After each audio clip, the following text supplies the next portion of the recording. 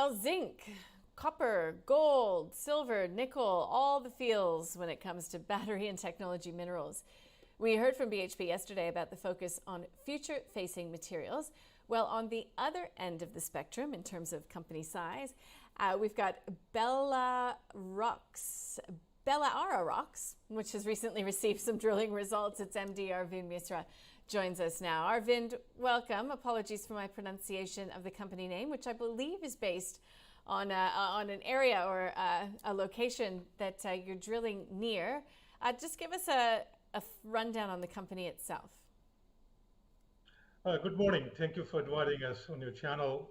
Belararox, as the name suggests, is on the back of a mine, Belara mine, that was historically mined before World War. It was known for a very high-grade copper mine at the time, mining 3 to 5% copper, and also had gold of 2 to 4.5 grams per ton, and silver 2 to 3 ounces of silver.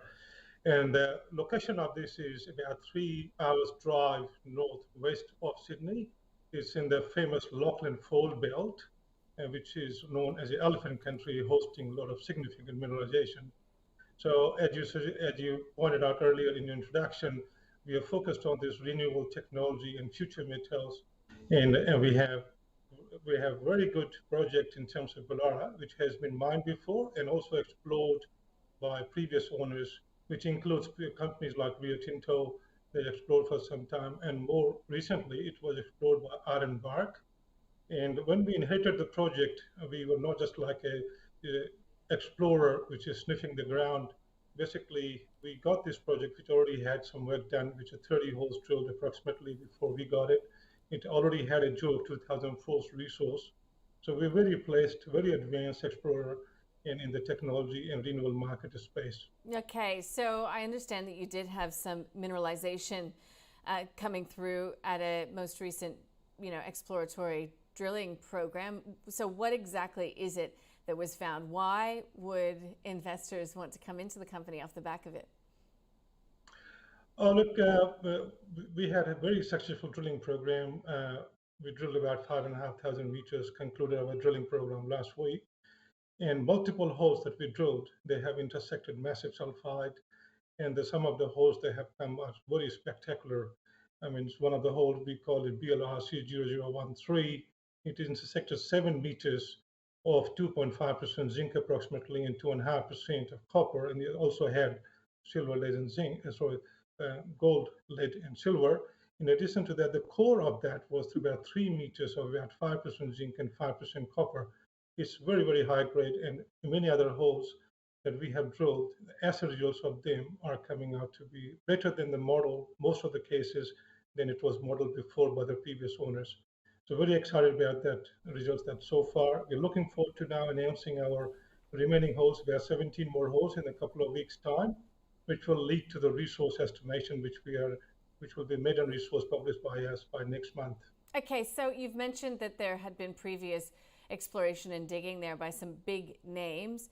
So give us some sort of sense as to the type of infrastructure that's around the area, as to some of the, I suppose, existing work that's been done that you and potential shareholders of the company could benefit from. It's very well located, very near to the major mining town like Orange, which has got a lot of big mines over there, which is operated by Newcrest and other players surrounding.